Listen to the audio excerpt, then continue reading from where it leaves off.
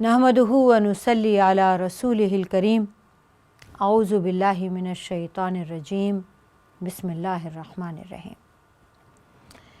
अज़ीज़ान गिरामी, अस्सलामु अलैकुम व रहमतुल्लाहि व बरकातुहू। हम रसूल अकरम सल्लल्लाहु अलैहि वसल्लम की सीरत तैयबा पर मोहसन आलम की सीरीज़ में गुफ्तगू कर रहे हैं और इसमें आप सल्लल्लाहु अलैहि वसल्लम की मुख्तलिफ़ हैसियतें, मुख्तलिफ़ पहलू, ज़िंदगी के मुख्तलिफ़ पहलुओं पर रोशनी डालेंगे। इसमें हम सरबराह ख़ानदान के तौर से आप सल्लल्लाहु अलैहि वसल्लम पर पिछले कुछ प्रोग्राम्स में गुफ्तगू कर रहे हैं। आप एक बेहतरीन बेटे हैं, एक बेहतरीन भतीजे हैं। आपने अपने चचाओं का हमेशा ख़याल रखा, आपने अपने दादा को हमेशा याद रखा, बल्कि आपने हमेशा उन्हें अपना वालिद और ख़ुद को उनका बेटा कहा। आपने अपने रिश्तों को हमेशा निभाया। आपकी फूफियाँ, आपके चचा हमेशा आपसे मोहब्बत करते थे, लेकिन आपसे वो क्या मोहब्बत करते जितनी कि आप उनसे करते थे। सैयदना अब्बास बिन अब्दुल मुत्तलिब, आप उनसे इस कदर प्यार करते थे, बावजूद इसके कि वो उस वक्त तक मुसलमान नहीं हुए थे और कैद होकर आते हैं तो आपसे बर्दाश्त नहीं होता उनका कराहना, आपको नींद नहीं आती। हज़रत अब्बास बिन अब्दुल मुत्तलिब को आप इस कदर चाहते हैं कि आप सहाबा से फरमाते हैं कि इनके ज़रिए से दुआ मांगा करो, यानी इनसे दुआ करवाया करो, अल्लाह ताला से इनको दुआ मांगने के लिए कहा करो। और जब आपके विसाल के बाद भी सहाबा इकट्ठे होते और कभी बारिश ना होती तो हज़रत अब्बास बिन अब्दुल मुत्तलिब के पास जाते और कहते कि ए रसूल पाक के चचा दुआ कीजिए। और मदीना का कोई शख्स ऐसा नहीं होता था जिन्हें इस बात की वजह से अब्बास बिन अब्दुल मुत्तलिब रज़ियल्लाहु ताला अन्हु से मोहब्बत ना हो कि वो आपके चचा हैं।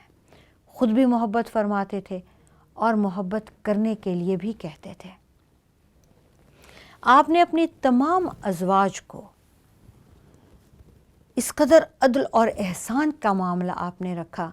सैयदा सौदा जैसा कि उनकी औलाद भी नहीं थी और वो बहुत मामूली शक्ल सूरत की भी थीं और वो बहुत उम्र रसीदा भी थीं। एक वक्त ऐसा आया कि आप सल्लल्लाहु अलैहि वसल्लम वक्त नहीं दे सकते थे अज़वाज को, और कोई भी वजह होगी कि आपके जहन में आया कि आप उन्हें छोड़ दें। हज़रत सौदा आईं और आकर कहने लगीं, या रसूल अल्लाह, मैं इस हाल में जीना और इस हाल में मरना चाहती हूँ कि लोग मुझे मेरे मरने के बाद भी सौदा के साथ उम्मुल मोमिनीन कहें। अगर वक्त की तंगी है तो जो मेरा दिन है वो आप आयशा को दे दीजिए, मैं ख़ुद हज़रत आयशा को अपना दिन देती हूँ। अल्लाह ताला ने एक वक्त ऐसा आया कि सब पर से ये पाबंदी रखी कि वो अदल की शर्त पर शादी करेंगे, दूसरी, तीसरी या चौथी, और आप सल्लल्लाहु अलैहि वसल्लम से ये पाबंदी उतार दी, हटा दी। आप सल्लल्लाहु अलैहि वसल्लम ने फिर भी ख़ुद को पाबंद रखा। आपको इस कदर मोहब्बत थी अज़वाज से, लेकिन हज़रत आयशा से आपको सबसे ज़्यादा मोहब्बत थी। पहले हज़रत ख़दीजा से आपको बेपनाह मोहब्बत थी और उसके बाद आपको हज़रत आयशा से बेपनाह मोहब्बत थी। उस मोहब्बत का इजहार आप सल्लल्लाहु अलैहि वसल्लम के अमल से होता था। लोगों को पता था कि आपको सैयदा आयशा से बेपनाह मोहब्बत है, इसलिए वो क्या करते कि जब आप हज़रत आयशा के घर में तशरीफ़ फरमा होते, जिस दिन सैयदा आयशा की बारी होती तो वो तहाइफ़ भेजा करते थे। इससे बाकी अज़वाज को अच्छा नहीं महसूस होता था। उन्होंने शिकायत की और एक मरतबे उन्होंने हज़रत फ़ातिमा को इस बात के लिए तैयार कर लिया कि सैयदा आप सल्लल्लाहु अलैहि वसल्लम से ये बात करें। इससे पहले कि सैयदा फ़ातिमा बात शुरू करती, अभी तमहीद ही पे थीं, तो आप सल्लल्लाहु अलैहि वसल्लम फरमाते हैं कि फ़ातिमा, मुझे समझ में आ गया है कि तुम्हें मेरी अज़वाज ने عائشہ کے خلاف تیار کر کے بھیجا ہے کہ تم مجھ سے یہ بات کرو کہ مجھے ان سے محبت ہے، اور میں صحابہ میں یہ اعلان کروں کہ عائشہ کے نمبر پہ، عائشہ کی باری پہ ہی تحائف نہ بھیجیں، بلکہ ہر زوجہ کی باری پہ بھیجیں۔ تو حضرت فاطمہ سر ہلاتی ہیں کہ ہاں، وہ اسی نیت ہی سے آئی ہیں۔ تو آپ صلی اللہ علیہ وآلہ وسلم سوال کرتے ہیں، فاطمہ کیا تم اس سے محبت نہیں کرو گی جس سے تمہارا باپ محبت کرے؟ تو حضرت فاطمہ فرماتی ہیں کیوں نہیں۔ اس کے بعد سیدہ نے کبھی بھی آپ صلی اللہ علیہ وآلہ وسلم کے سامنے حضرت عائشہ کی کوئی بات نہیں کی۔ سیدہ کو، حضرت فاطمہ کو حضرت عائشہ سے اور حضرت عائشہ کو حضرت فاطمہ سے بہت محبت تھی۔ یہ دونوں دوستوں کی طرح تھیں، سہیلیوں کی طرح تھیں۔ عزیزان گرامی، ایک مرتبہ تمام ازواج نے مل کر سوچا کہ رسول پاک صلی اللہ علیہ وآلہ وسلم کے منہ سے سنیں کہ انہیں کن زوجہ سے سب سے زیادہ محبت ہے۔ عصر کے بعد جب تمام ازواج اکٹھا ہوئیں تو انہوں نے آپ کو گھیر لیا اور کہنے لگیں یا رسول اللہ، آج آپ بتائیے آپ کو کن زوجہ سے سب سے زیادہ محبت ہے۔ آپ صلی اللہ علیہ وآلہ وسلم نے ان سے 24 گھنٹے مانگ لیے اور فرمایا کل عصر کے بعد یہیں اسی جگہ پر جواب دیں گے۔ اور پھر آپ نے ہر زوجہ کو، آپ ان کے گھر تشریف لے گئے اور ہر زوجہ کو ایک اشرفی تحفے میں اس وعدے کے ساتھ دی کہ وہ کبھی کسی سے اس کا تذکرہ نہیں کریں گی۔ زوجہ نے یہ وعدہ کر لیا۔ اگلے دن عصر کے بعد سب بیٹھی ہیں اور سب کے دل میں یہ ہے کہ آپ صلی اللہ علیہ وآلہ وسلم عائشہ بنت ابی بکر کا نام لیں گے، اور سب پوچھتی ہیں کہ اب بتائیے کہ آپ کو کس سے سب سے زیادہ پیار ہے۔ آپ فرماتے ہیں مجھے اس بیوی سے سب سے زیادہ محبت ہے جسے کل میں نے اشرفی تحفے میں دی ہے۔ عزیزان گرامی، آپ نے سبھی کو دی تھی اور سبھی اس قدر خوش تھیں کہ رسول اللہ صلی اللہ علیہ وآلہ وسلم کو مجھ سے سب سے زیادہ پیار ہے۔ اللہ تعالیٰ نے آپ صلی اللہ علیہ وآلہ وسلم کو خود قرآن میں فرمایا، جب آپ اس قدر پریشان ہو گئے کہ آپ کے دل میں بے پناہ محبت ہے حضرت عائشہ کے لیے، کہیں یہ عدل کے خلاف تو نہیں؟ جب کوئی مال، کوئی چیز، کوئی رزق، اناج، پیسہ، وقت، یہ تو بالکل برابر برابر ہے، حتیٰ کہ سفر پہ جاتے ہیں تو قرعہ اندازی کرتے ہیں، جس کا نام نکلتا ہے وہ ساتھ جاتی ہیں، لیکن آپ کو، آپ کے دل کو ان سے اس قدر محبت تھی کہ آپ کو یہ خوف ہونے لگا کہ کہیں یہ عدل کے خلاف تو نہیں، کہیں اللہ تعالیٰ اس کی پکڑ تو نہیں فرمائیں گے، کہیں یہ بات قابل مواخذہ تو نہیں۔ یہاں تک کہ قرآن میں اللہ تعالیٰ نے اس کا خود فیصلہ فرماتے ہوئے فرما دیا کہ دلوں پر تو آپ کا اختیار ہی نہیں ہے، دل تو رب کے اختیار میں ہے، وہ جس سے چاہے محبت کرے۔ آپ معاملات پہ پکڑے جائیں گے، آپ محبت پر نہیں۔ کسی نے پوچھا یا رسول اللہ، اب آج کی خواتین میں بہترین عورت کون ہے؟ آپ نے فرمایا عائشہ۔ تو انہوں نے سوال کیا یا رسول اللہ اور بہترین مرد؟ آپ نے فرمایا اسی کا باپ۔ عزیزان گرامی، ایک بہت عجیب و غریب واقعہ ہوا قرآن میں، سورہ تحریم میں اس کا ذکر ہے۔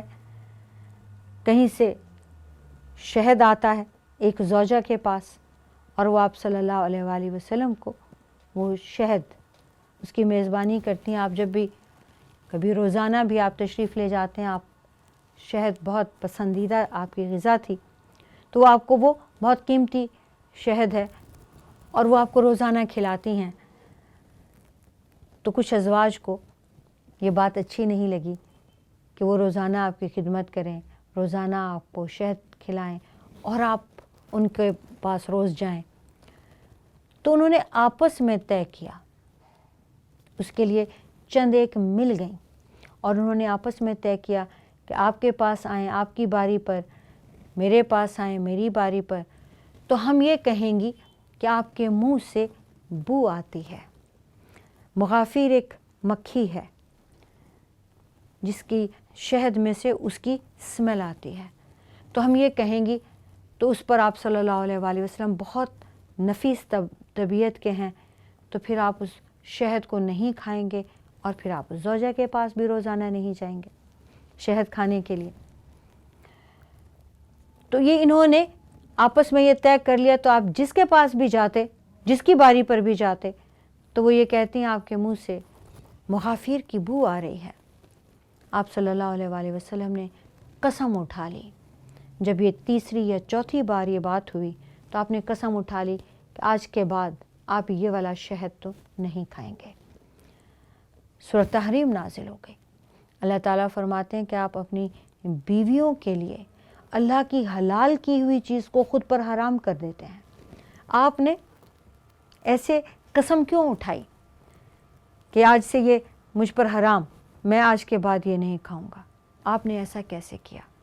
آپ صلی اللہ علیہ وآلہ وسلم کو اللہ تعالیٰ نے اس بات پر منع فرما دیا کہ نہیں, آپ شہد کو اسی طرح سے تناول فرمائیں گے جیسے آپ شوق سے, رغبت سے پہلے تناول فرماتے تھے. اسی طرح ایک مرتبہ آپ صلی اللہ علیہ وآلہ وسلم نے اپنی ایک یا دو زوجات سے کوئی راز کی بات کی اور اسے راز رکھنے کو کہا. انہوں نے دوسری سے کر دی, اللہ تعالیٰ نے آپ کو بتا دیا. اب آپ صلی اللہ علیہ وآلہ وسلم پوچھتے ہیں کہ تم نے میرا راز کھول دیا. تو زوجہ حیرت سے پوچھتی ہیں آپ کو کس نے بتایا؟ کہ مجھے اللہ تعالیٰ نے بتایا ہے. آپ صلی اللہ علیہ وآلہ وسلم اپنی زوجات کی تربیت فرماتے تھے. آپ انہیں دین سکھاتے تھے, آپ ان کے ساتھ کھیلتے تھے, دوڑ لگاتے تھے. حضرت عائشہ کے ساتھ آپ نے دوڑ لگائی تو اس وقت سیدہ عائشہ بہت دبلی پتلی تھی, تو آپ پیچھے رہ گئے, حضرت عائشہ آگے نکل گئیں. اور بہت سالوں کے بعد جب دوبارہ دوڑ لگائی تو سیدہ بھاری ہو چکی تھیں اور وہ آپ پیچھے رہ گئیں, آپ صلی اللہ علیہ وآلہ وسلم آگے نکل گئے. تو آپ نے فرمایا کہ یہ اس ہار کا بدلہ ہے جو آپ نے مجھے ہرایا تھا, آج میں نے آپ کو ہرا کے اس کا بدلہ لے لیا. ازواج آپ صلی اللہ علیہ وآلہ وسلم سے ایک دوسرے کی شکایت کرتی تو آپ ایک دوسرے کی خوبیاں بتاتے اور انہیں فرماتے کہ دیکھو اس میں کتنی خوبی ہے, دیکھو وہ کتنی اللہ والی ہے, دیکھو وہ کتنی سخی ہے, وہ تو تمہاری تعریف کرتی ہے, وہ تو تم سے محبت کرتی ہے. اور یوں ایک دوسرے کے دل صاف کرتے. حضرت حبیبہ بنت ابی سفیان بہت عبادت گزار تھیں. ایک مرتبہ آپ نے دیکھا کہ وہ فجر کی نماز کے بعد سے مصلی پہ بیٹھے تسبیح کر رہی ہیں. آپ چاشت میں تشریف لائے تو اسی جگہ پہ بیٹھی ذکر کر رہی ہیں. تو آپ فرماتے ہیں ام حبیبہ جب سے میں گیا, میں آپ کو اسی حال میں چھوڑ کے گیا, آپ تب سے اب تک یہی کر رہی ہیں؟ تو آپ فرماتی ہیں جی ہاں یا رسول اللہ. آپ انہیں سکھاتے ہیں کہ میں تمہیں ایک ایسا کلمہ نہ سکھاؤں جو اس وقت سے اس وقت تک جو جتنا تم نے پڑھا اس سے بھی زیادہ اجر کا باعث ہو؟ تو کہتی ہیں کیوں نہیں. آپ صلی اللہ علیہ وآلہ وسلم نے انہیں فرمایا کہ اگر تم 10 بار اور ایک روایت میں ہے 3 بار کہہ دو سبحان اللہ و بحمدہ عدد خلقہ و زینت عرشہ و رضا نفسہ و مداد کلماتہ, تو یہ اتنا ہو جائے گا جتنی دیر تک آپ نے بیٹھ کر تسبیحات کی ہیں, اس کا اجر و ثواب اس کے برابر ہوگا. آپ صلی اللہ علیہ وآلہ وسلم ایک ایک چیز کا خیال رکھتے تھے. آپ فجر کے بعد تمام صحابہ سے بیٹھ کر بات چیت فرماتے, ان کے خواب سنتے, ان کے مسائل سنتے, کہیں لشکر بھیجنا ہوتا اس کا انتظام فرماتے. اس کے بعد آپ گھر تشریف لے جاتے تو ازواج کے ساتھ جس زوجہ کی باری ہوتی آپ اس کے گھر میں جاتے اور اس کے ساتھ گھر کے کام کاج کرتے, ان کی مدد کرتے. گھر کے کام کاج میں آپ اپنی جوتی خود سیتے تھے, آپ اپنے پھٹے کپڑے خود سیتے تھے, آپ اپنے میلے کپڑے خود دھوتے تھے. آپ نے کبھی بھی کسی سے یہ طلب نہیں فرمایا کہ جاؤ اٹھو میری یہ خدمت کرو, میرا یہ کام کرو. عزیزان گرامی, آج کے دور میں جب ہم بات کرتے ہیں بیویوں کی تو ہم خاص طور سے اسرت میں زندگی گزارنے کے لیے, خاص طور سے حق المہر کی کمی کے لیے ہم فوراً سیدہ فاطمہ کا نام لیتے ہیں. صاحب 32 روپے مہر کر دیں. اور حضرت فاطمہ نے تو یوں گزارا, حضرت فاطمہ نے تو فاقے کیے, حضرت فاطمہ نے تو کبھی شکایت نہیں کی. لیکن عزیزان گرامی, جب ہم شوہر کی بات کرتے ہیں تو ہم کس کو آئیڈیلائز کرتے ہیں؟ شوہر کا تو ہم نے مرد کا تو ہم نے اپنے بیٹوں کو، اپنے شوہروں کو، اپنے والد کو، اپنے بھائیوں کو، ہم نے کبھی یہ سنا ہی نہیں کسی کے منہ سے یہ کہتے ہوئے، اپنے استادوں کو بھی، کہ کسی مرد کا یہ حق نہیں ہے کہ بیوی اس کی خدمت کرے۔ اللہ کا یہ حکم نہیں ہے کہ تم شوہر کی خدمت کرو، اور اللہ کے حبیب نے اپنی بیویوں کو کبھی ایسا کوئی حکم نہیں دیا کہ تم میرے لیے کھانا تیار کرو، تم میرے کپڑے دھو، تم میرا گھر صاف کرو، تم میری جوتی صاف کرو، اور نہ ہی کبھی ڈانٹا ہے، نہ ہی کبھی ہاتھ اٹھایا ہے، اور نہ ہی کبھی سسرال کی بے عزتی کو مردانگی سمجھا ہے۔ عزیزان گرامی، تو ہمارا معاشرہ کس کو آئیڈیلائز کر کے شوہر بنا رہا ہے، باپ بنا رہا ہے، بھائی بنا رہا ہے، یا بیٹا بنا رہا ہے؟ رسول اکرم صلی اللہ علیہ وآلہ وسلم کے اسوہ مبارکہ بطور شوہر کے، بطور بیٹے کے، بطور باپ کے، بطور والی مدینہ کے، بطور سپہ سالار کے، بطور تاجر کے، اور سب سے بڑھ کر بطور انسان کے، اللہ تعالیٰ نے قرآن مجید میں، اور اللہ تعالیٰ فرماتے ہیں رسول پاک صلی اللہ علیہ وآلہ وسلم کو کہ ہم نے قرآن اور اس کے جتنا اور آپ کو عطا کیا ہے، تو وہ جو اس کے جتنا اور ہے نا، وہ آپ کی سیرت ہے۔ تو ہم کس کو آئیڈیلائز کریں جب اللہ تعالیٰ نے ہمیں کہا لَقَدْ كَانَ لَكُمْ فِي رَسُولِ اللَّهِ أُسْوَةٌ حَسَنَةٌ، کہ رسول اکرم صلی اللہ علیہ وآلہ وسلم کی زندگی آپ کے لیے بہترین نمونہ ہے۔ آپ تربیت فرماتے ہیں، آپ دیکھتے ہیں کہ اگر کوئی غلط عادت ہے، کوئی بری بات ہے، تو بھی آپ نام لے کر نہیں ٹوکتے ہیں۔ آپ فرماتے ہیں کہ لوگ ایسا کیوں کرتے ہیں۔ آپ صلی اللہ علیہ وآلہ وسلم نے ایک مرتبہ ایک صحابی آپ کے پاس آئے اور آ کر کہنے لگے، نیا نیا اسلام قبول کیا تھا، یا رسول اللہ میں آپ کی خاطر ایک بری عادت چھوڑ سکتا ہوں، اور اپنی بری عادتیں بتانے لگے کہ میں شراب بھی پیتا ہوں، میں ناچنے گانے والی ہوں، عورتوں کے پاس بھی جاتا ہوں، میں تھرل کے لیے چوری بھی کرتا ہوں، میں جھوٹ بھی بولتا ہوں، مگر میں اسلام قبول کرنا چاہتا ہوں، مجھے آپ سے محبت ہو گئی ہے، لیکن میری شرط ہے میں سارا کچھ ایک ساتھ نہیں چھوڑوں گا، میں آپ کی محبت میں ایک ہی چیز چھوڑوں گا۔ آپ فرماتے ہیں جھوٹ چھوڑ دو۔ عزیزان گرامی، صحابہ آپ کو دیکھتے ہیں تربیت فرماتے ہوئے، آپ کی حکمت کو دیکھتے ہیں، آپ کی دانائی کو دیکھتے ہیں، تو وہ اپنے آپ کو اس روش پہ چلاتے ہیں کہ اسلام کو کیسے پھیلانا ہے۔ سوال ہی نہیں کرتے ہیں۔ حضرت زینب بن جہش کے ساتھ آپ کا نکاح ہوتا ہے، ولیمے پر آپ کو تکلیف ہو رہی ہے، لوگ کھانا کھانے بیٹھے ہیں، اٹھ نہیں رہے ہیں، آپ جاتے ہیں حضرت عائشہ کے حجرے سے واپس آتے ہیں، دیکھتے ہیں لوگ وہیں کھانا کھانے کے بعد بیٹھے گپیں لگا رہے ہیں، باتیں کر رہے ہیں۔ اب ظاہر ہے کہ وہ بہت بڑے بڑے ہال تو تھے نہیں، ایک ہی حجرہ تھا، ابھی پردے کا حکم بھی نہیں آیا تھا، حضرت زینب بھی وہیں بیٹھی ہوئی ہیں، مہمان بھی وہیں بیٹھے ہوئے ہیں، اور حضرت زینب ایک ایسی شادی حضرت خدیجہ کے بعد ہے جس کا ولیمہ بھی بہت دھوم دھام سے ہو رہا ہے۔ اب لوگ آ رہے ہیں، کھانا کھا رہے ہیں اور بیٹھے ہوئے ہیں، جا نہیں رہے ہیں، یہاں تک کہ اللہ تعالیٰ فرماتے ہیں کہ آپ شرماتے ہیں، اللہ تو نہیں شرماتا۔ اللہ تعالیٰ نے حکم دے دیا کہ لوگوں کھانا کھا کے اٹھ جاؤ۔ رسول اکرم صلی اللہ علیہ وآلہ وسلم کو کوفت ہو رہی ہے، اور لوگ بھی آنے والے ہیں، اب آپ بیٹھے رہیں گے تو اور کیسے آئیں گے۔ اسی طرح اللہ تعالیٰ نے مینرز سکھائے۔ آپ صلی اللہ علیہ وآلہ وسلم جب ان مینرز کی بات کرتے تھے تو ازواج سب سے پہلے اس کو اپلائی کرتی تھیں۔ ازواج مطہرات ان تمام مینرز کو، آپ صلی اللہ علیہ وسلم نے سخاوت کی بات کی تو تمام ازواج مطہرات سخی ہیں اور وہ صدقہ کرتی ہیں، اور چونکہ اسرت کا زمانہ ہے تو وہ اپنے ہاتھوں سے کام کرتی ہیں، اس چیزیں بناتی ہیں، پھر انہیں بیچنے کے لیے بازار میں بھیجتی ہیں، پھر اس کے بعد اس کا صدقہ کرتی ہیں۔ آپ صلی اللہ علیہ وآلہ وسلم نے جب بھی کچھ سکھایا، صحابہ نے دعا کی کاش کوئی بدوی آ جائے، کوئی مسافر آ جائے۔ بدو لوگ، عرب لوگ، چونکہ ان میں گنوار ہوتے ہیں، ان میں پڑھے لکھے نہیں ہوتے، اتنے ویل مینرڈ نہیں ہوتے، تو کچھ بھی سوال کر لیتے ہیں۔ تو جب اللہ تعالیٰ نے یہ فرما دیا کہ کثرت سوال نہیں کرو، جب اللہ تعالیٰ نے یہ فرما دیا کہ آواز بلند نہیں کرو، جب اللہ تعالیٰ نے یہ فرما دیا کہ جو تم لوگوں میں سے ایک جیسے ایک دوسرے کو آوازیں دے کے بلا لیتے ہو، रसूल पाक सल्लल्लाहु अलैहि वसल्लम का इंतज़ार किया करो, ऐसे नहीं बुलाया करो। अज़ीज़ान गिरामी, तमाम सहाबा फिर ये चाहते थे कोई ऐसा बदवी आ जाए जिसको ये सारा कुछ नहीं आता, जिसकी ऐसे ट्रेनिंग नहीं हुई, वो कुछ भी पूछ लेगा तो हमारे अंदर के सवालों के भी जवाब मिल जाएंगे।